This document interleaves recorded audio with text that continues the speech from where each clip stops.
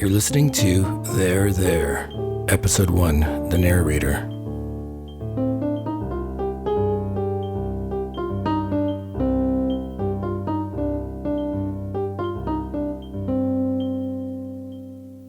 You don't know this, but they're there.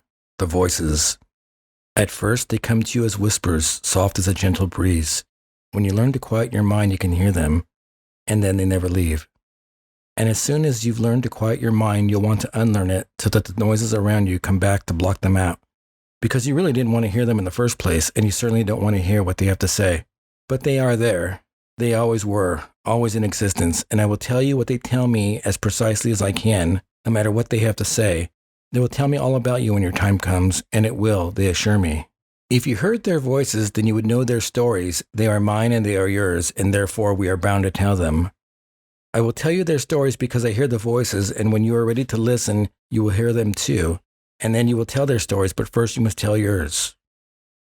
It is only when you have told your story will you be able to tell theirs. That is the way it works, I think. I do not exactly know why, but that is the way it was for me, so I'll assume that is the way it will work for you too. And so I must begin by telling you my story. I will tell you mine, and then I will tell you yours. That is if you will let me, if you will listen. You will think me odd at first, or the things I tell you to be coincidence or even happenstance.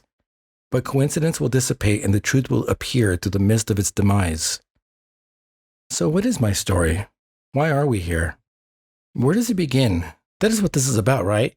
In my self-indulgent quest, in my need for self-importance. But I can tell you though, my life has not just been one story. No one's is. For I am an anthology of stories, and sometimes I am the main character and sometimes not. Reduced to the sidekick or the comic relief. We have no control over this. We are not the authors of our own story as much as we'd like to think. You may think me mad, and I understand that. It is often the case when someone speaks as I do, when someone speaks in ways that scare us or make us feel uncomfortable. I speak both to scare you and to make you feel uncomfortable. It is during these times in our fear and our discomfort that we are most apt to learn. And that is when we experience growth. It is called cognitive disequilibrium, and it is when true learning occurs. I won't get into Piaget because it'll seem pretentious. You'll just have to take my word. Or maybe I'm simply in the middle of a nervous breakdown. That's what you like to think. Honestly, that's what I'd like to think too sometimes, but that would be a very superficial analysis. It would explain things in a way that we could understand, in a way that would be comprehensible in a world that demands logic, linear comprehension. But I'm sorry I can't offer that to you or to me. Sometimes there is logic hidden in illogic and comprehension in the incomprehensible, as we will see. You think that I haven't been called crazy before, or odd, or weird, or strange? The words used to hurt at first, like when I was in school, when I was young. They used to pick on me because I was younger, smarter, darker, introverted, whatever otherness they could identify. So they would pick on me because I was different than them. It never occurred to them that they were different. They were the others, as time would tell for all of us. And so the other kids would beat me up for my otherness and take whatever they could from me. My money, my pencils, my lunch, my shoes, anything I tangibly possessed, but they could never take away the things that were intangible. My sense of self, my sense of purpose, my sense of thought, my sense of awareness, things I possessed even if I didn't know it at the time. It was unbeknownst to me, and maybe that's why they couldn't take it away. Eventually, I fought back. Whether it was one or three of them, I fought back. And at times I fought back before a fight even broke out. I sensed it. I smelled it in the air. And it seemed like I even initiated a fight or two or three, but I knew better. It was brewing. And so I attacked enough to be deemed the aggressor, enough to keep most of them away from me. It reinforced my introversion and need to be away from people. That seems ironic now. But that often meant that everyone else stayed away from me. And maybe that's why I heard the voices sooner than you, because there was less sound in my life. And if your mind is quiet enough through hardship or choice, then the voices are no longer in the background. They become as clear as if a person is sitting next to you. And they do not want to hurt you or take away from you like everyone else. They just want to be heard, and they just want your help. Do you believe me yet? Probably not, but that's okay because you're probably not ready yet. And that's okay too. There's no rush in the grand scheme of things, and although it seems like time is finite, you will learn that it is not. Please, you must suspend your disbelief at what I'm saying to you. Suspend the thoughts. How can he see the voices that he sees? Wait, that's not right. I don't see the voices, do I? It's confusing at times. I don't offer an explanation as to how it happens or even why it happens. I just know that it happens, but it is for a selfish means, if self-preservation is selfish. I mean, after all, it's either him or me, and I'd rather it be him. But now I'm going too fast, too far ahead of the narrative. You need more exposition, and trust me, there are times when exposition is an utmost necessity.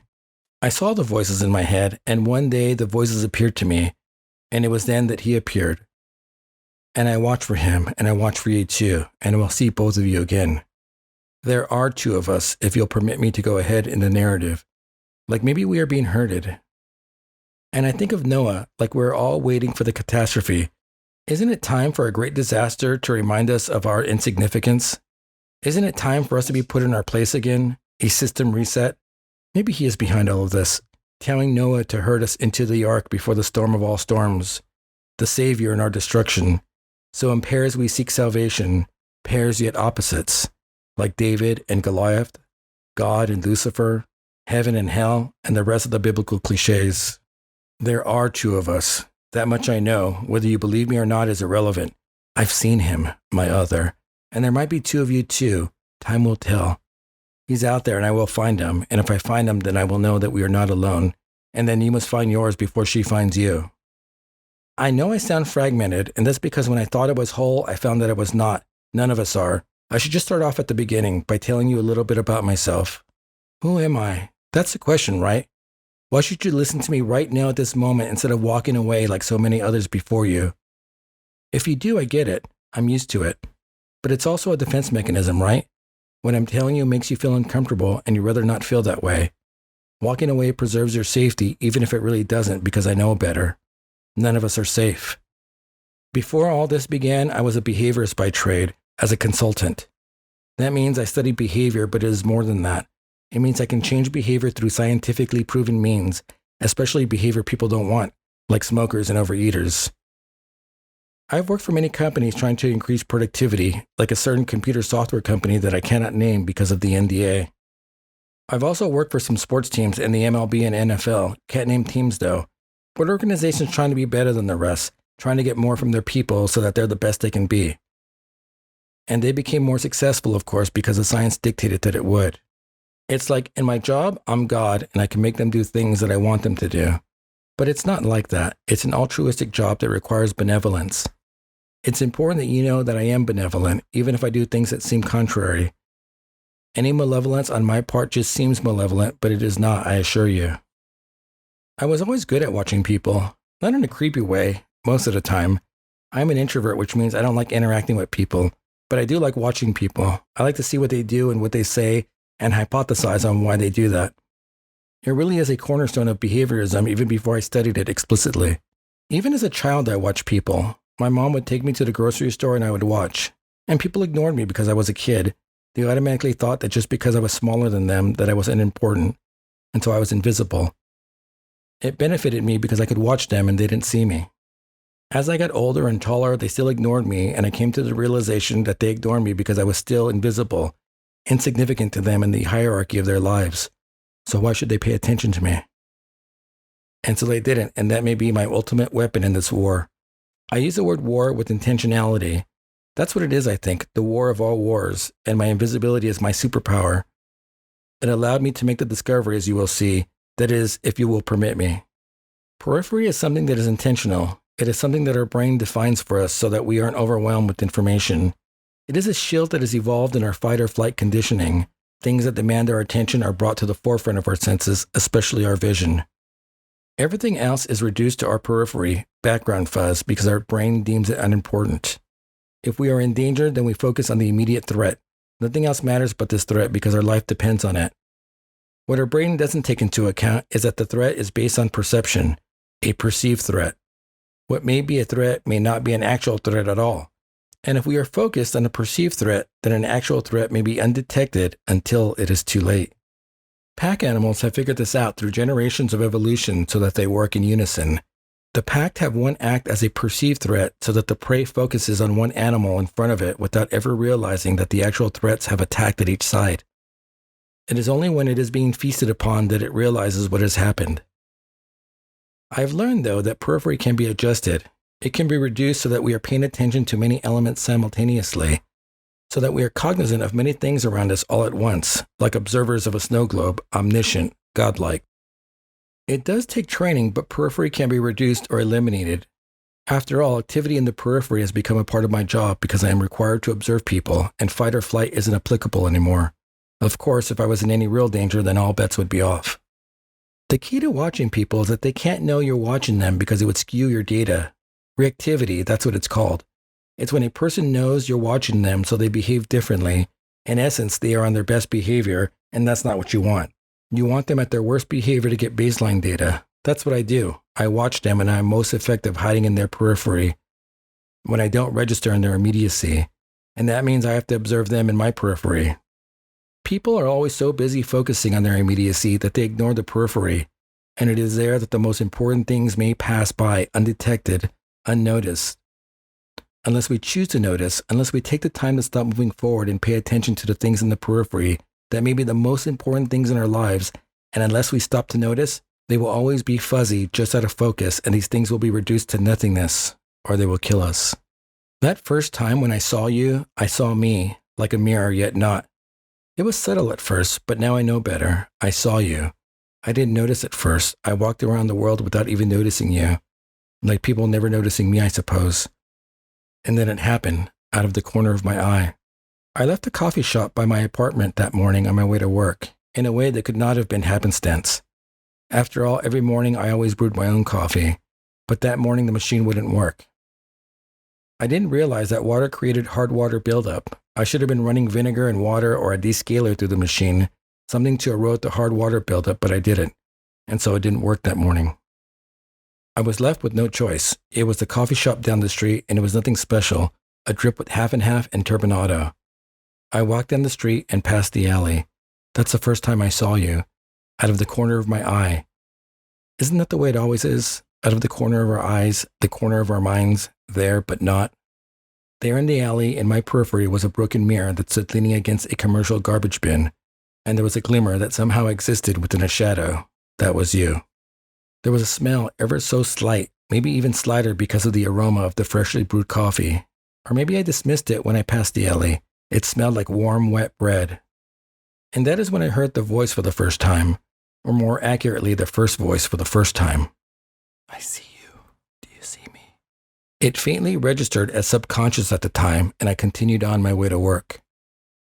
That's the first time I saw you, and the first time I heard the voice. I couldn't say much about it, but I knew that you were there. I felt you as I'm sure you felt me. I assumed the connection must have been there for you too, but I couldn't say for sure. I wish I could say more about that monumental moment, as it would change our lives forever. I wish I can give you the details, but the truth of the matter is that I can't. I enjoyed my cup of coffee as I walked to work, and that extraordinary moment was ordinary at the time. Sometimes moments only become extraordinary when we have learned of their importance, and typically that does not happen until many moments later. This was one of them, the broken mirror, the glimmer within the shadow, the smell of warm, wet bread, the voice, all insignificant at the time. I'm not so sure of the second time I saw you. It may have been in a dream. Not quite in a dream, but the fluid moment between consciousness and unconsciousness as you lie in bed. You are aware that you are in bed, but you're also aware that you are dreaming. Some refer to it as sleep paralysis, awake yet not. Paralyzed by the thoughts of your mind, or better yet, the thoughts of your mind control your entirety. I see you. Do you see me? Did you see yourself in the mirror? I was in my room and it was nighttime. I was exhausted from the day's work that bled into the night, as work often does. I lay in bed in the dark and thought about the work that tomorrow would bring. I was good at what I did. I obsessed about what I did, and I guess that is why I was good at it. Observe, collect data, observe more, plan, administer treatment, observe, record data, analyze. Success was determined through observation and data collection. That is why I was good at discovering you, even though it seemed that you may have discovered me first in my room that night.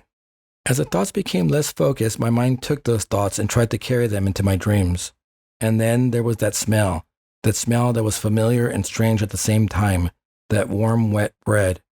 A smell that had no business being in my room, as distinct as a fingerprint, and that is how I knew you were near. That was a smell in the alley that competed with the freshly brewed coffee that morning on my way to work, when my coffee maker decided not to work.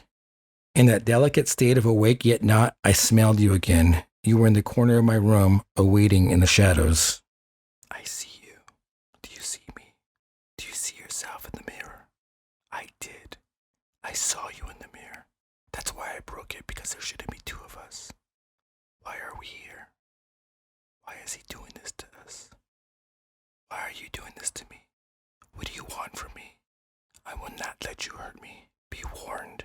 I tried to reason that you weren't there because there was no way that you could have been there. But over time, there was no way to reason that you weren't there. This was proof that you found out about me before I found out about you, but that didn't last for long. When I awoke, I knew one thing. I had to find you, him, if it all existed outside of my mind. I apologize for the pronoun confusion.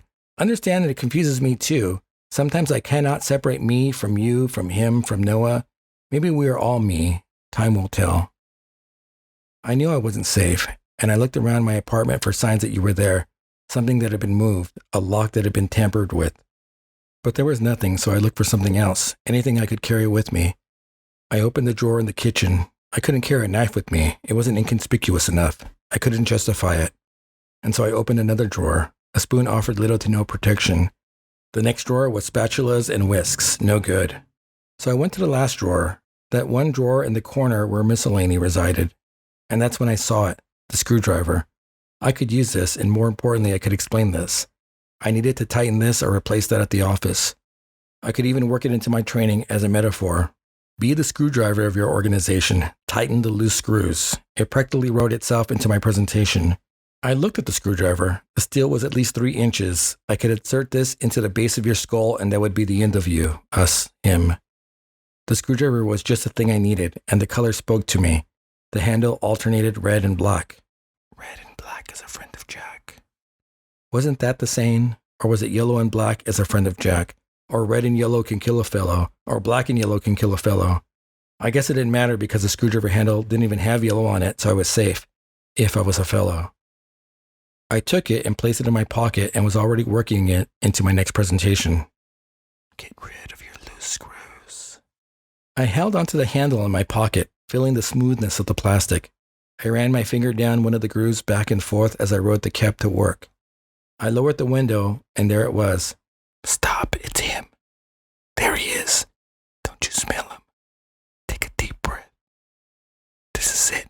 Get him before he gets you. You have no choice. I'm sorry, but you don't. I hopped out of the cab when the driver hit a red light, throwing money at him and moving cautiously toward the scent of that sweetly strange, warm, wet bread. It didn't take long to catch up to the scent. I saw him first this time. My broken mirror moved across the street. There was nothing special about him, and he didn't stand out, so I guess that meant neither did I, and so I followed on the opposite side of the street. After a few blocks, he entered an apartment complex. I crossed the street, and the car horns barely registered because they were not actual threats. They didn't even register in my periphery because I knew where the real threat lay. I wasn't going to be an antelope or a zebra. I'm a lion. I will spare you the details to not further implicate you in case of a subpoena. The time passed so that it was late at night. I stood in the shadows of his room this time. It was me. I was the watcher while you lie there, so vulnerable as I was not too long ago. I was in control now, and it was he that had to think if I was really in the room tomorrow morning, that is, if I let him survive the night. I found myself feeling the smooth, cool grooves of the screwdriver. Red and black is a friend of Jack. I'm a heavy sleeper once I get going, so I knew he'd be the same, and he snored as loud as I did, and so I hid in the darkness of his room. I knew it'd be dark because I could never sleep in a room with any light, so I took measures to make sure no light entered my bedroom, so I purchased high-quality blackout curtains. Apparently, he was the same. There were never any LED clocks. It was as dark as an apartment in the city could be, and I stared at him. He slept on the left side of his bed, as I did. He had a ceiling fan, and he slept with 3 pillows, as I did. I'm not sure why I followed him home, and I'm not sure why I was in his bedroom, but I stood quietly, and then I crouched quietly for what seemed like hours. And then I moved closer and looked at him, his features hidden in the darkness of his room, but it was like looking in a black mirror, our lives intertwined for the now. I left the room and exited his apartment, and I seldom returned to my own. After all, we knew about each other, and we had such easy access to one another. I couldn't go back to living the same way. If he thought as I did, then neither one of us could be sure, neither one of us could be safe. How could this have happened? Where did we veer off? Are we the same? Are we twins separated at birth because we were too important to be kept together? My mother never mentioned anything to me, not even when she took ill and died last year. I should have taken a DNA sample. I could have had it tested. Would we be related? Why would we be separated? Where's the threat? Is it Noah? Could he really be the one behind all this? And so I had to change my behavior, my pattern of doing things. I went home because I knew he was asleep, and I gathered the necessities. Clothes for a few days, toiletries, electronics. I checked into a hotel. I thought about running away. I thought about leaving the city and never returning, but that wouldn't be the end of it. He would always exist, and so I wasn't safe. I lie in this strange bed thinking, he was there, I was here. Were we really the same? And if so, what does that really mean? Could we really exist without fear? Does there have to be only one of us? Could it be just a genetic coincidence, a coding error in the machinery of humankind? Can God make mistakes, or was this his intentionality? I thought of that night when he was in my room, the smell, the ever so slight breath on my neck so that the hairs raised in response but ultimately dismissed, the vulnerability that I was only subconsciously aware of. He was there and he could have ended it so that there was only one of us. Maybe that was the point. Maybe he wanted to show me that he was there and that he could have killed me but didn't because he was kind. Or maybe he could have killed me and that was the point. I could kill you if I want. Remember that. It wasn't altruism, it was a threat, a promise. I never knew what you were, even if I accepted who you were. But there was always an uneasiness about knowing you were out there, and I didn't know what you wanted from me, and so I feared you. That's what we do, isn't it? That's our behavior as humans. We fear what we do not understand. And when we fear, we are most prone to react, and when we react, it is in self-preservation. And self-preservation is our justification for violence. I rarely went back to my apartment, and when I did, it was in unpredictable patterns, nothing discernible to someone waiting for me. But there were times I went to my apartment with intent to observe and record the data, hoping to record nothing but knowing the reality. I would wait for him and he would show up in the hour window from 9 to 10 in the evening, intentional, not looking lost or whimsical, but driven. He would enter my building, and even address my cohabitants, my neighbors. He would respond to my name, and one time I even caught him talking with the woman who lived on my floor, 403. They laughed as they entered the building. I observed him because I promised myself that I would never let him be the observer anymore. And as I saw him, I couldn't help but feel like I was the one being watched, by him, by Noah, by God, by the devil. Maybe all of them simultaneously, like I was the one in the snow globe, and they shook it at their will to shake my very soul.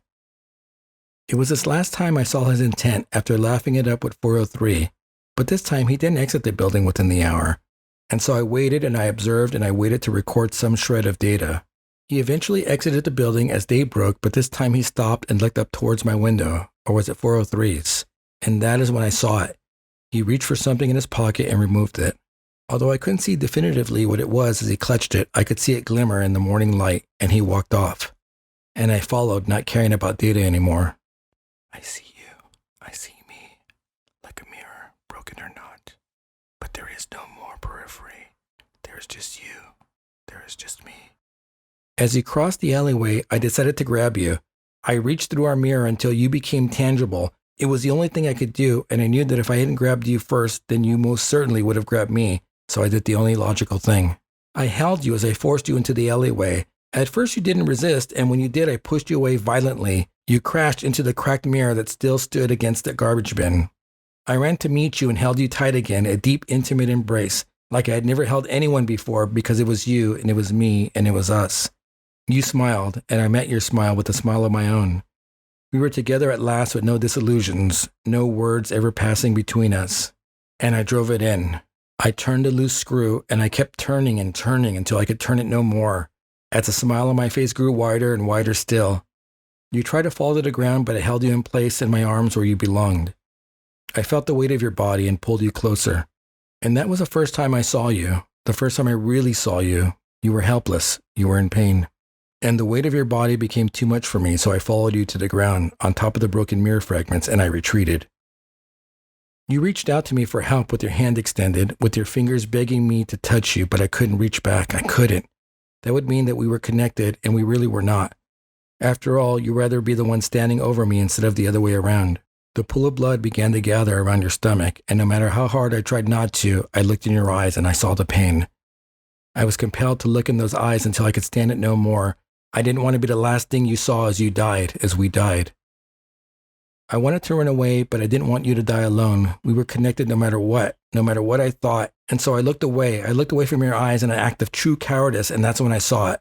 I didn't want to see it at first, but it was there, and it stared back at me with an intensity that I will never forget. The periphery was shattered, was no more. It was all. I wish I could reduce it back to the periphery that it should have been, but I couldn't. The pool of blood continued to flow, and it began to flow over a piece of broken mirror. And that's when I saw it for the first time. In the mirror piece that was being overtaken by the pool of your blood, I saw my reflection. It was there as it always was. Me, the truest me, distorted, evil. I was an abomination of your image, the same yet not. And I could not unsee the image reflected in the mirror, nor the blood that overtook it, and I knew what I had done to you, and who you were, and who I was. And now there is only one of us that would exist in the world, and I am afraid. I have ruined Noah's plan for us, and he will be angry with me. And even the screwdriver that you held in your hand, that was exactly like mine, provided no comfort, no innocence to my guilt. Red and Black is a friend of Jack. Am I Jack? Are you Jack? We both can't be Jack. When I turned away from my reflection back to you, you were dead, but now there was someone else in my periphery, but he was no longer periphery. Had he been there the whole time? Was this Noah? He was there, and I could see him vanish in the distance, running in a way that alternated between bipedal and quadruped. And so I left you and gave chase to him because he knew more than I did, and I needed to know. I ran harder than I had ever run before, keeping my eye on him, and he crossed the early morning street. And that is when I first met you, and I imagined that this was also not happenstance, for we collided so hard that I thought I had killed you instantaneously as we both fell to the ground. In my haze, I tried to keep him in my eye line, and I could swear that I saw him in the alleyway on the opposite side of the street, scurrying up the side of a building. When I turned back in the other direction to see what I had just done, the alley was empty of the body I had just laid down, gone. And so was the smell, and so I turned to the only smell there was. I looked at you, and your eyes were delicate and quivering, and there was a deep somberness to them that exceeded the pain I had just caused you. And there we lie on the street looking at each other for something that the other did not possess, but we were entranced. And that was when I heard your voice, yet you did not speak. Help me. That's when I knew you were about to tell me your story.